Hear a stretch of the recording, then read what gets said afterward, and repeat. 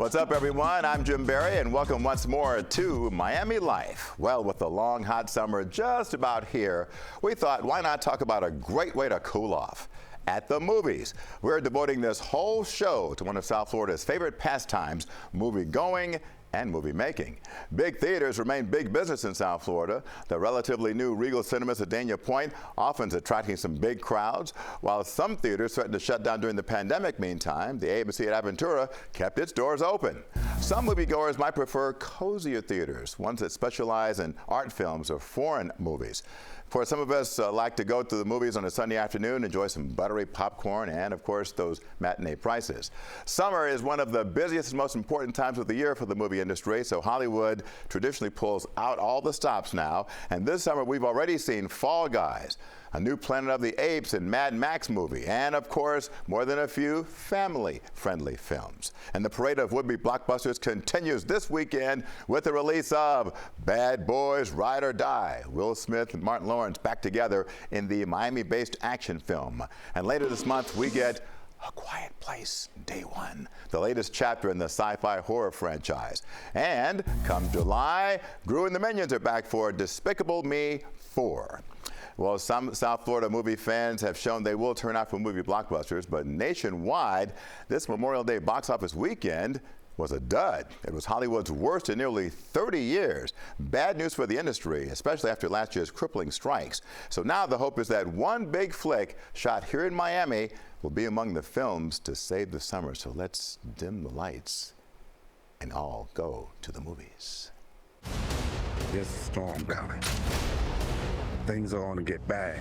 There are 32 films debuting during the summer movie season, from disaster films to animated family movies and superhero flicks, something for every type of movie fan. But will audiences turn out? One movie watcher believes the answer is yes. So I think this year, especially this summer, we're seeing a lot of versatility when it comes to the genres. And I think that's a good thing, because the more versatile these films are, the more audience ultimately they will pull in. Will it be enough? Last year, fueled by Barbie and Oppenheimer, the summer movie season grossed $4 billion. This year, however, the summer box office is projected to reach just $3.3 billion. For the year, movie ticket sales are down 20% from 2023. One reason? Superhero fatigue. If we've seen anything since 2008, this sort of rise of the comic book movie and its importance, not just at the box office, but also as part of movie culture. Deadpool and Wolverine, without a doubt, is not just the hottest ticket of summer. I think it's the hottest ticket of the year. Hi, Peanut. I'm gonna need you to come with me right now. The Marvel Mutant team, starring Ryan Reynolds and Hugh Jackman, broke Fandango records for pre-sold tickets in its first 24 hours. Movie studios also have to compete now with streaming video platforms. Netflix, Prime Video, and Apple TV Plus all have movies this summer headlined by A-list talent. That includes Atlas with Jennifer Lopez, The Union with Halle Berry and Mark Wahlberg, and the Beverly Hills Cop sequel, Axel F., starring Eddie Murphy. You know, part of me rather get locked up than get put in this little Fisher-Price-looking squad car. So, which movies could be audience favorites this summer? I look at Bad Boys Ride or Die. The last Bad Boys movie was the most successful of the franchise at the box office, and so I think there's a lot of heat. A lot of people love the chemistry between Will Smith and Martin Lawrence. Also, Twisters. Twisters is a sequel to the 1990s movie Twister, known for its sort of groundbreaking visual effects. And I think a lot of people are going to go see Twisters in IMAX. Are you seeing this? We'll see if he's right. Now, you know, at one point, I was a pretty regular moviegoer, but now it's more like every now and then. But in this week's 20/40/60 chat with regular moviegoers from different generations, we found that for some, going to the theater here in South Florida still has a special pull. Let's all go to the movies. Going to the movies used to be part of our regular routine. Not anymore. Movie ticket sales are down nearly half from their peak in 2002, when nearly 2 billion tickets were sold. Do we still like going to the movies? We gathered 3 movie fans from 3 generations at the Coral Gables Arts Cinema to gauge their opinion. Let's do this. Show of hands. Who still enjoys going to the theater to see a movie? Who would rather be at home to watch the movie? Really? Our 60-something, Miriam Grad, is a passionate defender of the cinema. It might sound cliche, but just the magic of the movie theater and just the whole experience, you just can't get that at home. I really just think that that's doing the movie a disservice. I enjoy film festivals because I love talking about movies after the movie, and I can't really do that at home. 40-something Sean McComber agrees that the movie theater experience just hits different. Film in a cinema is sort of the vocabulary that we've come to tell ourselves stories. I came of age in the 80s. You don't look that old. Yeah, thank you. I would never want to have taken away like the VHS mom and pop VHS store boom, where you saw all these amazing movies. And so I appreciate it. I appreciate streaming. I appreciate Criterion DVDs with all the extras and all these things, but it can't replicate or replace the theatrical experience. Our youngest guest, FSU student Aiden Suarez, may be part of Gen Z, but when it comes to movies, he's old school. I feel like going to the theater for new experiences, like you can't replicate that with streaming. So like any new movies that come out, like I want to see it in the theater. I don't want my first time ever seeing a film to be on streaming if possible. Aiden does believe that streaming serves a purpose, primarily to help younger fans like him see classics released before he was born. I'm young.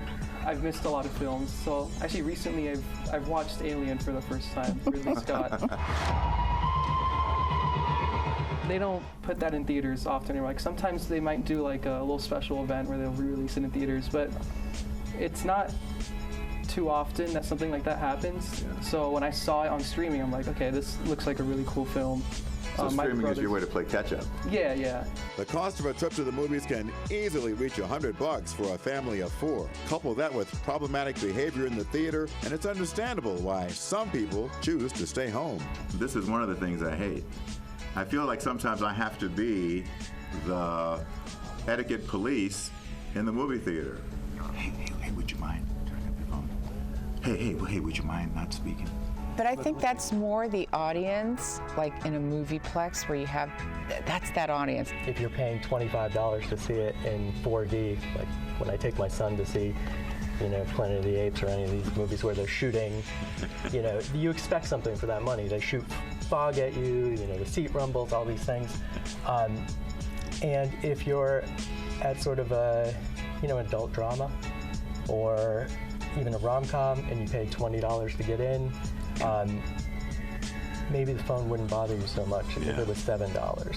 An interesting observation, younger fans may not go to the theaters as much, but they still watch films and love to talk about them. Our generation, I don't think we're less interested in movies. I think, honestly, it might be more.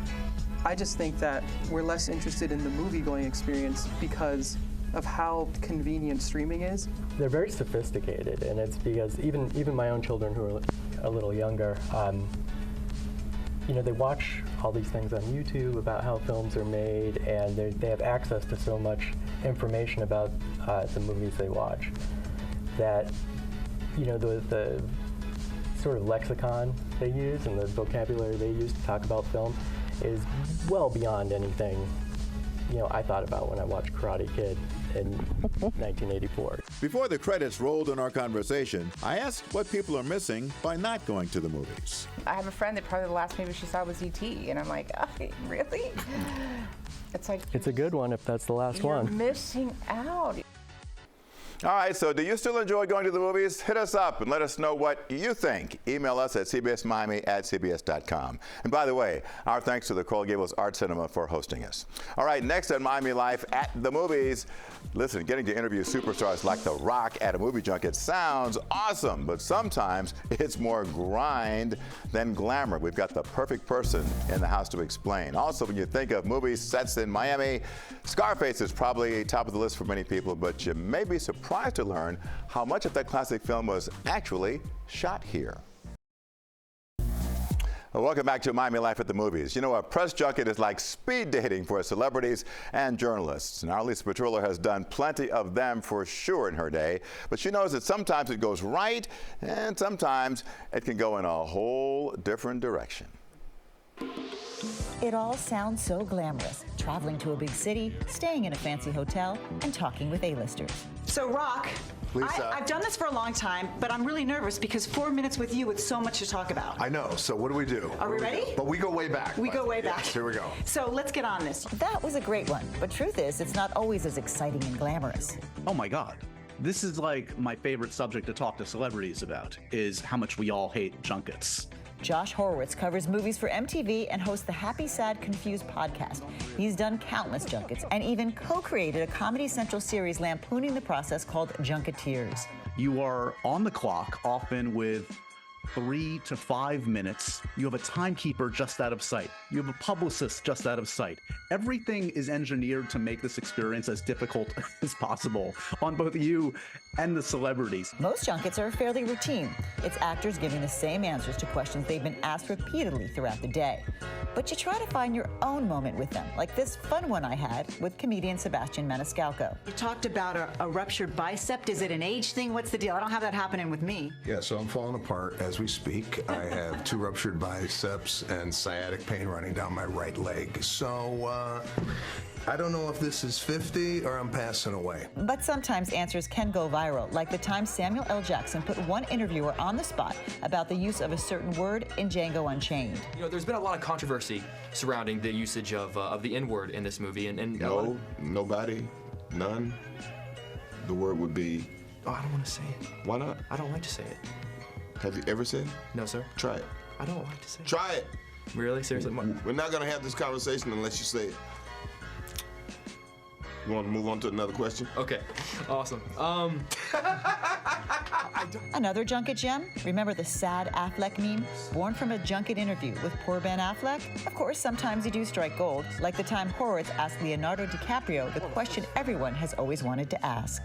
Could Jack have fit on that door at the end? Oh my gosh, I thought it. I remember bawling my eyes out when I was I have no a girl. comment. That's telling, I think. That is the biggest controversy, I think. Ever. In modern cinema Ever. history. Could you squeeze it? He could have. Yeah. No comment. Did you mention it at the time? Were you like, should we make the door smaller? So Like I said, I have no comment. And the best part is he didn't really even answer. But even in his reaction of not answering, Brad Pitt jumped in, Margot jumped in, and a viral moment was born. Well, listen, these are spontaneous people, and it's good to see them react spontaneously, right, Lisa? You just, Jim, never know what you're going to get. I mean, I had some moments for sure. I walked into a junket with Jackie Chang over here in Miami, beautiful hotel. He was singing me happy birthday. It was my birthday. Somebody that was running the room said, hey, it's her birthday. That was a moment. Tom Hanks one time, an incredible interview. He just came out of a movie with Julia Roberts, and he said to me, if I could squint a little bit, I think you look like Julia Roberts. I took that as a compliment, as I would. And then we've had a few disasters. Yeah. J-Lo once was running late, 7 hours late. So, what? So running 7 hours late, there was 50 people there all day long. And all of a sudden, there's 3 of us left. Yeah. She walked in. She brought the first one, and I was the second one out of the 3 that had been waiting 7 hours. And all of a sudden, they set the camera. The woman said, hi, my name is so-and-so from whatever station. She said, I'm sorry, I have to go. She got up, she walked out. I thought she was going to the bathroom. She left. All of a sudden, I saw her entourage. You never got to talk to her. They blew it off. I don't know what was happening.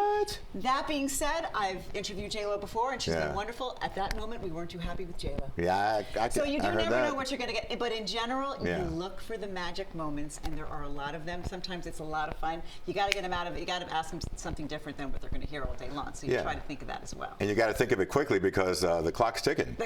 Sometimes 4 minutes gets down to 2. So you've got 2 questions. Wow. And you better make them good. But listen, to have that chance to be with them for however brief it is has to be gold. It's wonderful, and then you bring it home to the audience that in your community, and you want to get the best out of them you can. It's totally fun, but the pressure is on, and hopefully your chemistry works with them. And you know what? People say it's a love-hate. For me, it's a love.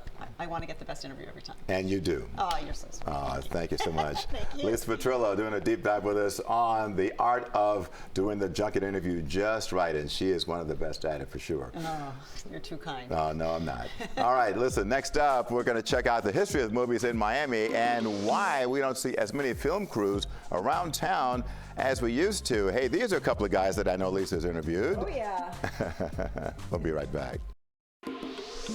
Welcome back. You know, filmmakers just love Miami. We talked to a local film expert about what makes this city so appealing to Hollywood and what needs to happen to get more movies shot here. A lot of filmmakers say that the light in Miami is different.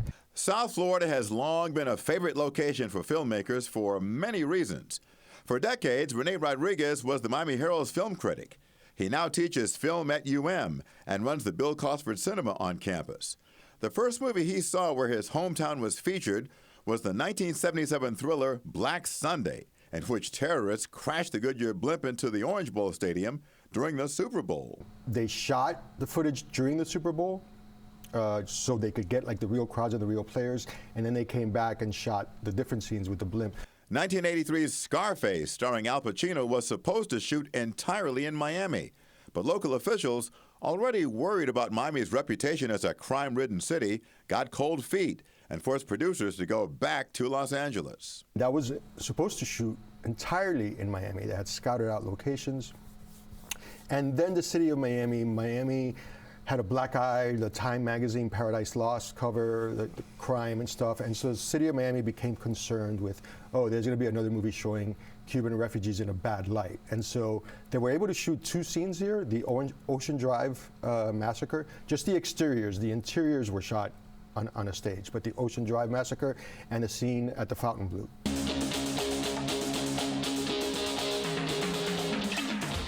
What was cool about Miami Vice is the way that it presented the city. It presented an image of the city that wasn't necessarily true of what really existed, but was a kind of paradise view. You know, pink flamingos, the go-go boats, the speedboats, like the skyline, and that was shot entirely here using cast and crew from Miami. Miami Vice was arguably the best tourism campaign the city ever had. It also made Hollywood studios pay attention. There's already an ecosystem in place for like electricians and gaffers and camera operators who had worked on Miami Vice. During the 90s, Sylvester Stallone filmed The Specialist here. The comedy hit The Birdcage with Robin Williams was a love letter to South Beach. And There's Something About Mary also took advantage of the Miami backdrop. There's something about Mary doesn't necessarily use a lot of famous locations, but it really looks like it was shot here, because it was. Then you have Bad Boys. The Will Smith Set in Miami franchise has filmed parts of all 4 of the franchises here, including the newest one. Will Smith's love affair with the city is well documented, but it was tested in 2003 during the filming of Bad Boys 2. Bad Boys 2 has that amazing chase scene on the MacArthur Causeway, which you can't, I had never seen anything like it. Of course, it tied up traffic in the city for 5 days, so everyone was out with pitchforks and torches. It's too long. It's horrible. In the early 2000s, South Florida was a film and TV hotbed. Best Picture winner Moonlight was also shot here and served as a sort of swan song for Miami's movie heyday. In 2016, the state's film tax credits expired, and when the money went away, so did the films and TV crews. By 2016, we have Ballers shooting here. We have the Netflix show Bloodline. Those were all shot entirely in Miami. And you had so many movies, music videos, commercials, that it was like this great industry. But the program had a set amount of funds in it. Once those funds ran out, it had to be re-implemented by the Florida state government. And they chose not to. Rodriguez points out that film and TV productions employ a lot of people who live and spend money here. He hopes the tax credits return. So give us some more quality and we'll go out. Hey, without the tax incentives, many productions like the Miami-based Father of the Bride remake only shoot a few scenes here. The rest done on sound stages in places like Los Angeles and Atlanta. All right, when we come back, we're going to revisit the film that made us all scared to go into the water. Slow ahead. I can go slow ahead. Come on down and chum some of this.